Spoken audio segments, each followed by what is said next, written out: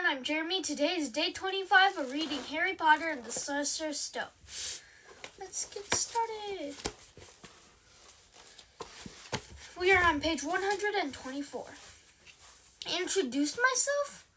Sir Nicholas de Mimsy Porpington, at your service, resident ghost of Gryffindor Tower.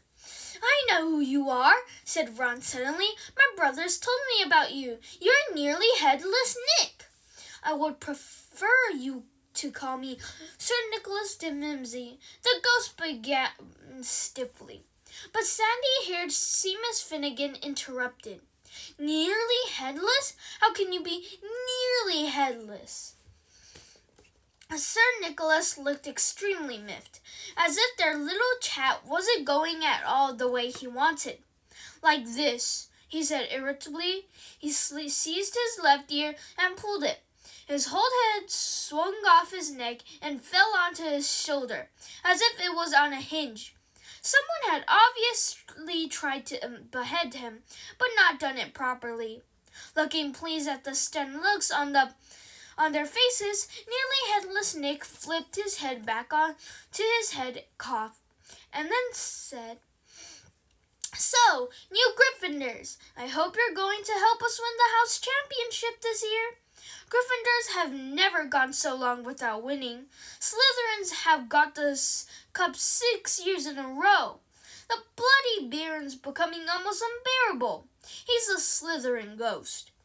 Harry looked over at the Slytherin table and saw a horrible ghost sitting there, with blank staring eyes, a gaunt face, and robes stained with silver blood. He was right next to Malfoy, who, Harry was pleased to see, did not look too pleased with the seating arrangements. How did he get covered in blood? Asked Seamus with great interest. I never asked, said nearly headless Nick delicately. When everyone had eaten as much as they could, the remains of the food faded from the plates, leaving them sparkling clean as before. A moment later, desserts appeared. Blocks of ice cream in every flavor you could think of. Apple pies, chocolate tarts, chocolate eclairs, and jam donuts. Trifle, strawberries, jello, rice pudding. As Harry helped himself to a treacle tart, the talk turned to their families. I'm half and half, said Seamus. Me dad's a muggle. Mom didn't tell him she was a witch till after they were married. Bit of a nasty shock for him. The others laughed. What about you, Neville? Said Ron. Well, my gran brought me up and she's a witch, said Neville, but the family thought I was all muggle for ages. My great-uncle Algie kept trying to catch me off my guard and force some magic out of me. He pushed me off the end of a Blackpool pier once. I nearly drowned, but nothing happened until I was 8. Great-uncle Algie came round for dinner, and he was hanging me out of an upstairs window by the ankle when my great-aunt ended up offered him a meringue, and he accidentally let go. But I bounced all the way down the garden and into the road. They were all really pleased. Gran was crying. She was so happy. And you should have seen their faces when I got in there. They thought I might not be magic enough to come. You see, Great-Uncle Algie was so pleased he bought me my toad. On Harry's other side, Percy Weasley and Hermione were talking about lessons.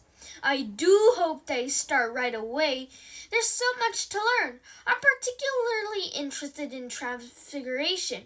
You know, turning something into something else. Of course, it's supposed to be very difficult. You'll be starting small, just matches into needles, and that sort of thing. Harry, who was starting to feel warm and sleepy, looked up at the high table again. Hagrid was drinking deeply from his goblet. Professor McGonagall was talking to Professor Dumbledore. Professor Quirrell, in his absurd turban, was talking to a teacher with greasy black hair, a hooked nose, and sallow skin. It happened very suddenly. The hook-nosed teacher looked past Quirrell's. A sharp, hot pain shot across the scar on Harry's forehead. Ouch! Harry clapped a hand to his head. "What is it?" asked Percy. Nothing." The pain had gone as quickly as it had come. Harder to shake off was the feeling Harry had gotten from the teacher's look. A feeling that he didn't like Harry at all. "Who's that teacher talking to Professor Quirrell?" he asked Percy. "Oh, you know Quirrell already, don't you? No wonder he's looking so nervous. That's Professor Snape. He teaches potions, but he doesn't want to. Everyone knows he's after Quirrell's job. Knows an awful lot about the dark arts. Snape." Harry watched Snape for a while, but Snape didn't look at him again. At last, the Zerts too disappeared, and Professor Dumbledore got to his feet again. The hall fell silent. "Just a few more words now that we are all fed and watered. I have a few start-of-term notices to give you. First years should note that the forest on the grounds is forbidden to all pupils, and a few of our older students would do well to remember that as well." Dumbledore's twinkling eyes flashed in the direction of the Weasley twins. "I have also been asked by Mr. Filch, the caretaker, to remind you all that no magic should be used between classes in the corridors. Quidditch trials will be held in the second week of the term. Anyone interested in playing for their house teams should contact Madame Hooch. And finally, I must tell you that this year, the third-floor corridor on the right-hand side is out of bounds to everyone who does not wish to die a very painful death." Harry laughed, but he was one of the few who did. "He's not serious?" he muttered to Percy. "Must be," said Percy, frowning at Dumbledore. "It's odd, because he usually gives us a reason why we're not allowed to go somewhere. The forest's full of dangerous beasts. Everyone knows that. I do think he might have told us prefects, at least. And now, before we go to bed, let us sing the school song," cried Dumbledore. Harry noticed that the other teachers' smiles had become rather fixed. Dumbledore gave his wand a little flick, as if he was trying to get a fly off the edge, and a long golden ribbon flew out of it, which rose high above the tables and twisted itself, snake-like, into words. "Everyone picked their favorite tune," said Dumbledore, "and off we go." And the school bellowed, "Hogwarts, Hogwarts, Hoggy-Warty Hogwarts. Teach us something, please, whether we be old or bald, or young with scabby knees. Our heads could do with filling with some interesting stuff, for now they're bare and full of air, dead flies and bits of fluff. So teach us things worth knowing, bring back what we forgot. Just do your best, we'll do the rest, and learn until our brains all rot." Everyone finished the song at different times. At last, only the Weasley twins were left singing along to a very slow funeral march.